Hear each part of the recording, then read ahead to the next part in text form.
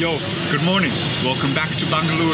We're waking up early in the morning because today it's kind of an easy schedule, but we want to visit a lot of sites, and then we've got some time this afternoon going for one more round of street food. So I hope you are doing well today. I hope you've been enjoying the whole series on India.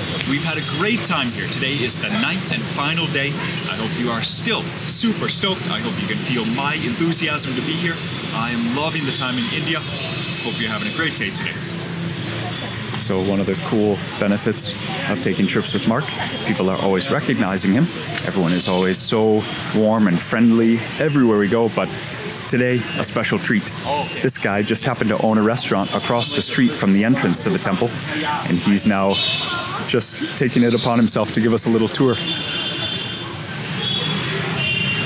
Oh, I thought we had exited the temple. No, here is another exit. So that's a whole complex. Okay, so now we are walking back outside the temple, but yeah, our friend promised us it's going to be worth it.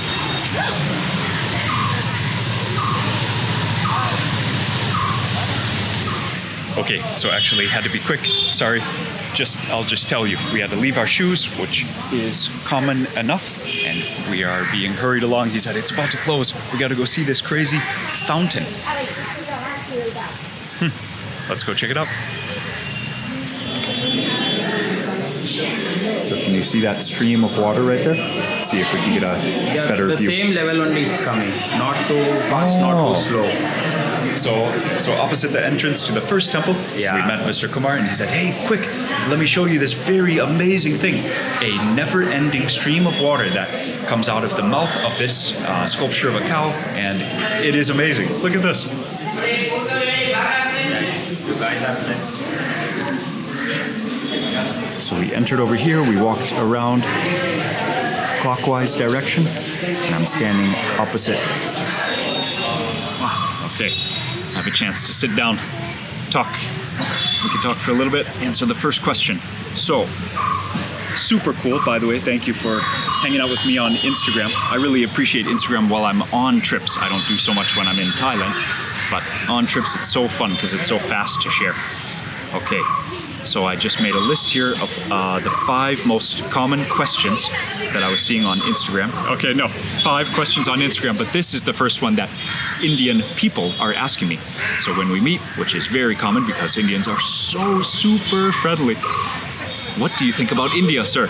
Many people say, hello, sir, nice to meet you. What do you think about India? Well, first off, that's just a gigantic question. I know people are just being polite, but if I actually try and stop and think how to answer that question, we could talk for hours. What do I think about India? The most colorful, the most exotic place, the most brilliant and beautiful, and truly beautiful, so beautiful, like such a harmony. It's both a harmony and a melody. It's a complete song of colors. How's that for poetry? I think as far as life of a traveler goes, I think India is undoubtedly the top step of the whole world when it comes to travel experience. You have to be able to handle some unknowns, a lot of unexpected things coming up during the trip.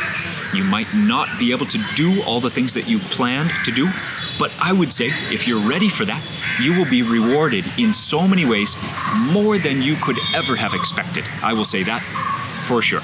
If you can handle the unknowns, you will be rewarded with more than you could ever expect in pretty much every area of India. Now, I have not been to more than just the south of India. So 2 separate trips, each about 10 days in length. That's the extent of it for me, which is not very much. I know, only 20 days, but I have so many friends from India, from so many other parts of the world, and they all miss their homeland. When you meet Indians abroad, they ask if you've been to India, and here in India, of course, it's just the culmination of all the beauty, all the experiences that I look for when it comes to just a travel trip, taking a trip. India is amazing. So let's pack up. I gotta go find my shoes, and we are gonna walk through this market, definitely find some snacks over there. But the first question on the list was, how long did we stay? How long will we stay? So this is day number 9. This is the last day of our trip. We visited Mangalore, Mangaluru. Next up was Coorg, which is kind of like a sub-district, many small towns in there. Those were all the hills, the high country, the hill country. Oh yeah, they call it hill station here. And then Mysuru, and now we are in Bangalore, the biggest town in the whole state of Karnataka. So for the third question, how did you find the food of Mangaluru? How did you find the food of Bangalore, Karnataka? So these two towns have similar names. Yeah, well, that is the question. I have loved how spicy the food is here and how just also spiced, not just hot and spicy, but like the richness of the spices is like nowhere else in the world. Indian food truly is like nowhere other food in the world. Even the most simple dish, don't underestimate how much flavor it can have. The colors, the smells, everything, the feels, everything also helps me appreciate the food. I think I'm making myself hungry. Let's go have a snack. Speaking of, let's go have a snack. So the way that they serve this meal is they lay a banana leaf in front of you, that's your plate, and then they just put the entire menu one by one, they're spooning it onto your tray. Total rainbow of all veg. It's just fun. It starts off just a feast of the eyes before anything. Man, this is so cool. Yes, we did say veg. Milk actually is included in the vegetarian diet. But besides that, definitely everything else, just vegetables. Vegetables and a ton of spices. Oh, hello. Buttermilk. Oh, nice.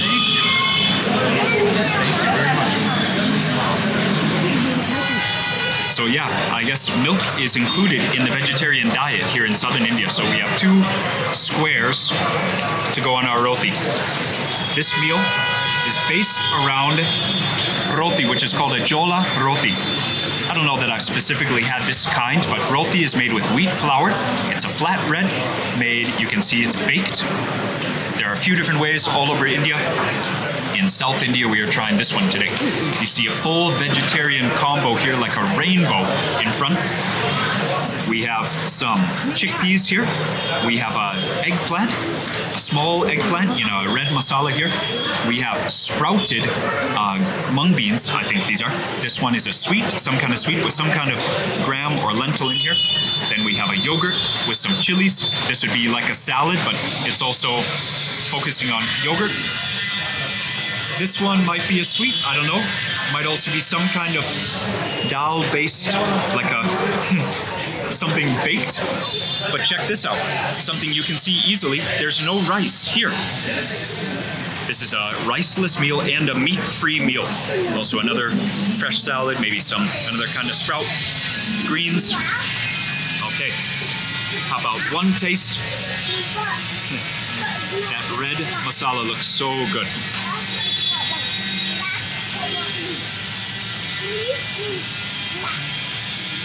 One of the things I'm gonna miss the most is eating with hands. It just makes the whole meal so much more fun. You really dig into the flavors when you eat with your fingers. Yeah. So many dishes can be sweet and salty. Can be spicy, but also fresh. The food of South India is worth the visit to South India. So if you are not familiar with South Indian food, many people ask, hey, how is the food of Karnataka? Of course, maybe the first question, how do you find India? But the next question is definitely, how do you find the food of India? So Indians love their food as much as any people in whole earth. I can guarantee every person from India will be very proud, very happy to talk about the food from their state. I love it. I love the hustle and bustle. So I have a final taste to go. And so also, I remember though, as we are walking, let me share with you what could be my favorite taste of the whole trip. One of the coolest things is how unexpectedly flavorful some of these small bites are. So even a meal like that, totally vegetarian, absolutely flavor to the max. I think I could have that, I don't know, every single day. This is pan. This is a sweet version of pan. The leaf is a beetle leaf, wild beetle leaf. Some people call it pepper leaf, but it's not actually that. And while we're walking, yeah, the market, but this whole area is kind of the market, and maybe that way it might be more market. If you walk around a little bit, or if you can go it is sweet. But while we're walking, let me share with you this clip from Mangaluru to give you an example of what I'm talking about. How the most amazing, mind-blowing flavors can come in the smallest packages. So you guys, I just have to give a shout out to our friend Guilherme in Brazil. He is just a lover of the foods of the world. Our friend Martin was teaching us the names of these dishes. I want to show you this incredible dish called sarpotel. Sopotel. Sopotel. Yeah, they pronounce Sopotel over. Okay. So when Martin said the name Sopotel, something went ding in my brain, and I said, I've had this before. Mark, do you remember? In Brazil, our friend Guilherme, he taught us sarapatel. Maybe I'm not pronouncing it exactly, but I'm sure it's that same dish. Checking with Martin again, he said yes, there's Portuguese influence into Goa, which is the next state. So we are in Karnataka, and this is just incredible. These cross-cultural food histories. Like the just incredible. like the Goans in Yeah. Goa, they came down to Mangalore. So there should be some connection there. It's so, Might be the Sopotel name would have come from Portuguese itself. and the cool thing is, people by the millions are enjoying this delicious food, whether or not they know where the name actually came from. It's part of their culture. But then you have at the other side of the world, people who maybe gave it the name, they don't know where other people are like enjoying the offspring of that dish. So here we just have, yet another foreigner learning about a delicious coincidence in the name and a delicious dish. So cheers. Sopotel. Sopotel. Sarapotel. Sopotel. Big cheers. Here in Mangalore.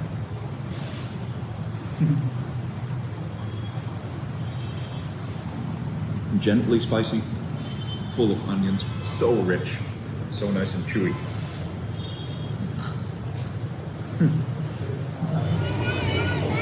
So we're about to enter the Hare Krishna temple. We had to get rid of our shoes. I had to rent it's not called a longi, a dhoti.